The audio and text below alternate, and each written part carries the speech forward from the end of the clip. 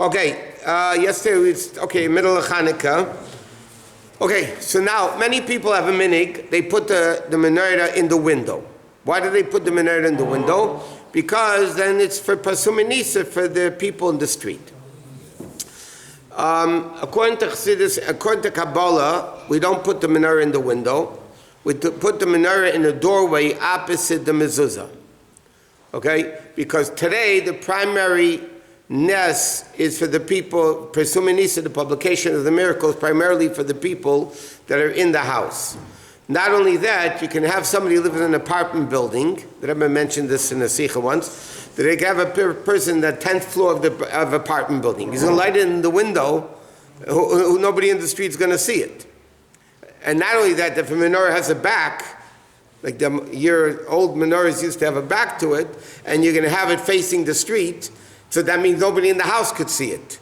And then the Rebbe said, it's not printed, but the Rebbe said, when he said it, the Rebbe said, and a man with a long white beard is going to bend over to light the menorah, he'll catch his beard on fire.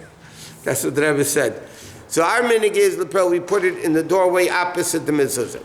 Why do we put it? Because there's an argument to the Gemara. Do you put the Chanukah menorah on the right side of the door or the left side of the door? There's two opinions in the Gemara. And the Gemara rules, you put it on the right side. You put it on the left side. The Gemara says, why? Because the mezuzah is on the right and the Chanukah menorah is on the left, so you're surrounded with mitzvahs. Based on that, and this could be a practical issue, what happens if you're in a situation, there's no mezuzah? You're in a hotel, you're in Airbnb for Chanukah, and you don't have a mezuzah on the doorpost because you're not obligated to put a mezuzah. So then the Rishonim write, based on that Gemara, you could put the Chanukah menorah on the right side. Because the Gemara says, why do you put it on the left? You should be surrounded with mitzvahs. But if you don't have a mezuzah, so then you put it on the right, because right is more important than left. Now, how high should the menorah be?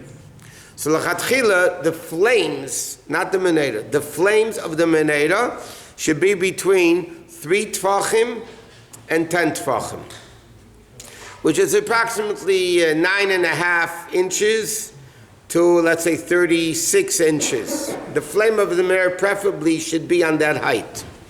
But people have to be very careful. If you have little kids in the house and they're going to tip over in a minute and chas v'sholom burn down the house or hurt themselves or whatever, so as they say, safety comes first. First worry about the safety.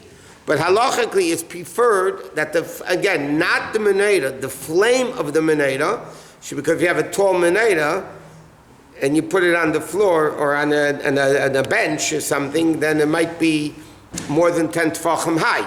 So it's talking about not the menorah, the flame of the menorah should be preferably between 3 tvachim and 10 tvachim high. If not, it's kosher up to 30 feet. If you have a tall thing, like here, if you put the menorah, I don't know how tall is this? This ceiling? 21. So you could still put it up on the ceiling. It's still less than 30 feet. Still less than 20 amas you could put it up. Now, yesterday we said we're going to discuss it today. Let me say another din because it's relevant to this din of Chanukah also. What happens if I lit the menorah? I lit the menorah and then the menorah went out within the time. So, al pi din, you did the mitzvah. The Gemara halacha is hadlaka is a mitzvah, the lighting does the mitzvah, which by the way means another din. Let's say I lit the menorah in a non-kosher place and then brought it over to a kosher place. I'm not yaitza because I didn't light it. The lighting is what does the mitzvah. So I have to light the menorah when the menorah is in a place which is kosher to light it. Otherwise, what? If it's 30 feet up, it's, whatever. It's too low. Well, too low, abidin is still good. L'chatchila is supposed to be between 3. But I'm saying you shouldn't, I'll give you another example. If somebody is in bed, sick, so they'll light the menorah by the bed and then they'll move it to the table. So again, apidin it's good because even by the bed you can light the menorah there too. It's not the best thing of lighting it, but even, by the way, even these big public menorahs that you have all over the world, thanks to Chabad, all of them are less than 30 feet tall. Because even a public menorah, if it's more than 30 feet tall, it's not, you're not fulfilling. What? Is that a kosher place to light a menorah, just in the outdoors and not by a dwelling place? Not by a home? Nobody is yaitza with the menorah which is lit in a public place. What happens though, apidin, if somebody's not going to light, so then they make a bracha, not lahadlik ner, but they make a bracha sha'as nisim. You can't make a bracha lahadlik because, yeah, but then you can make the bracha. Somebody's not going to be lighting at home, then they can make a bracha sha'as nisim if they see a lighting in public menorah.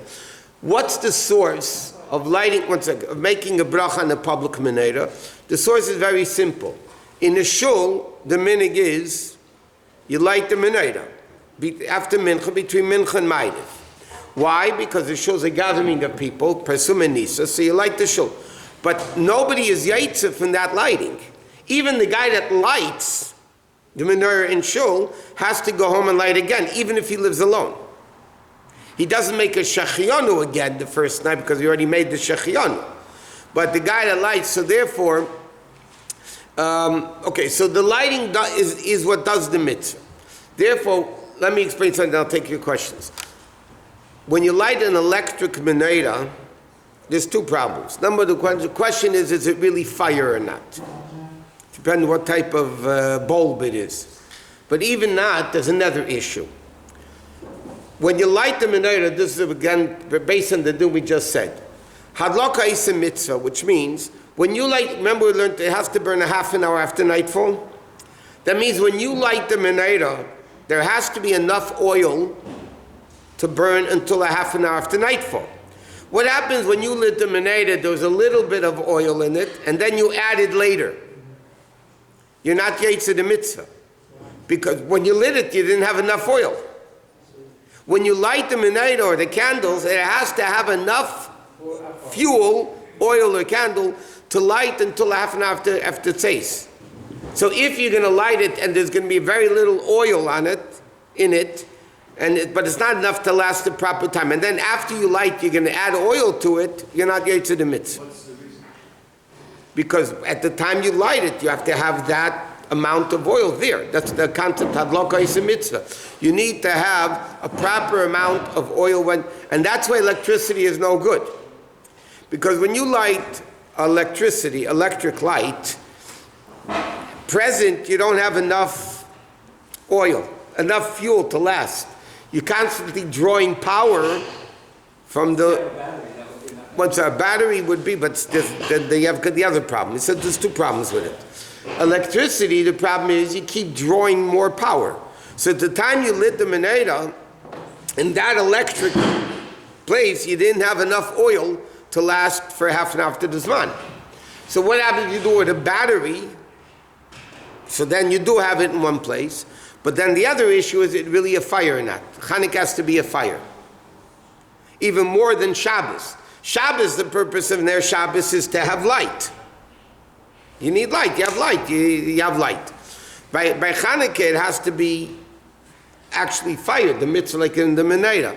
So therefore you wouldn't be yaitz. Okay, what did you want? In hospital, the electric, you don't have the... You cannot make a bracha on it. Where, in Shabbos or Chanukah? No, Chanukah. in the hospital, you have to put light candle for him. You mean if somebody's having a baby?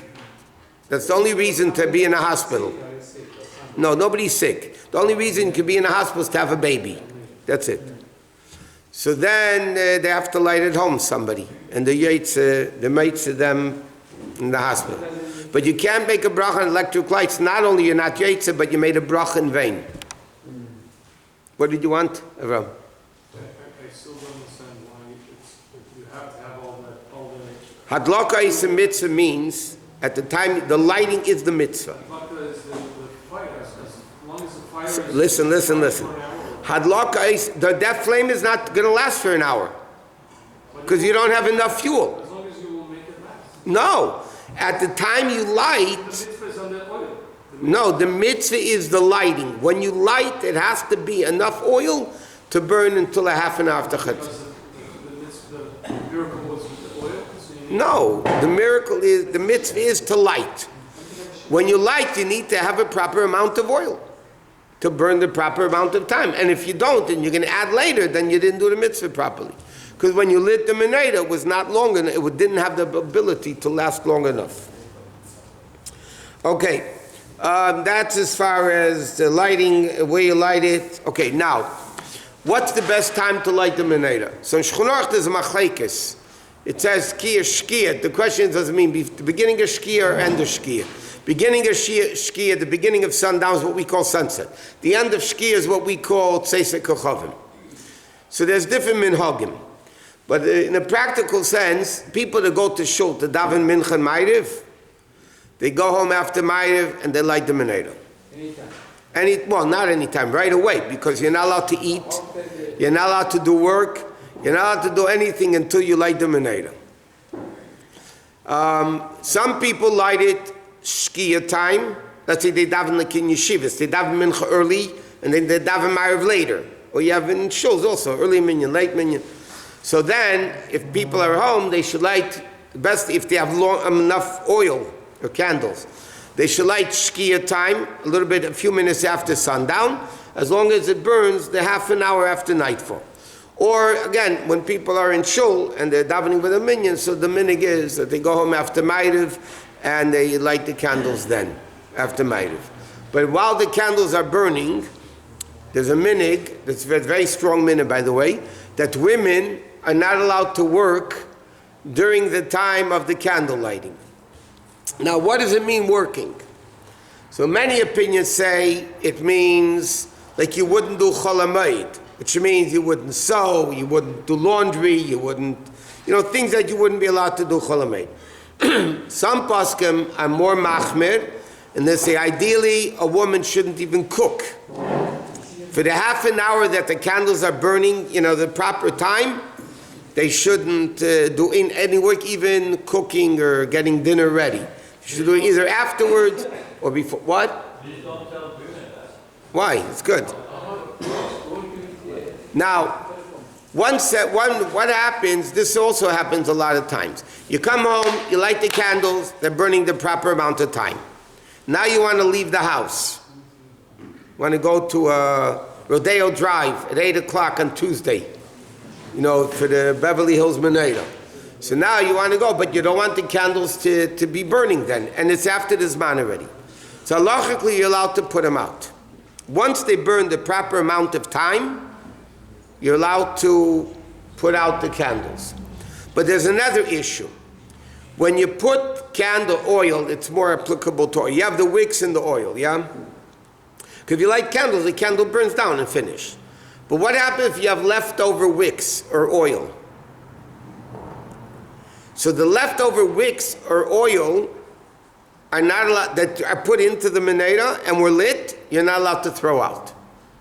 Unless, if you made a condition when you lit the menorah, that if there's any leftover wick or oil in the menorah, I could throw it out. But if you don't make a condition, you can make that condition, halacha says. But if you don't make that condition, you have leftover oil, or after Chanukah you have the wicks, you have to burn them in a separate fire by itself. You can't burn it anywhere else. You have to burn it in a separate fire, the oil and the wicks, and get rid of them. So the easiest thing is to make a condition, and then you'll be allowed to throw them out. What? No, that's Chanukah candles. Chanukah candles are more holy because the Chanukah Shabbos candles you can benefit from. Chanukah candles you can't benefit from. So if you can benefit from the candle, you can definitely benefit from the leftover candle. In other words, women that use oil for Shabbos candles. I'm saying, so it's not holy. Right, but I'm saying, but Chanukah you can't throw them out.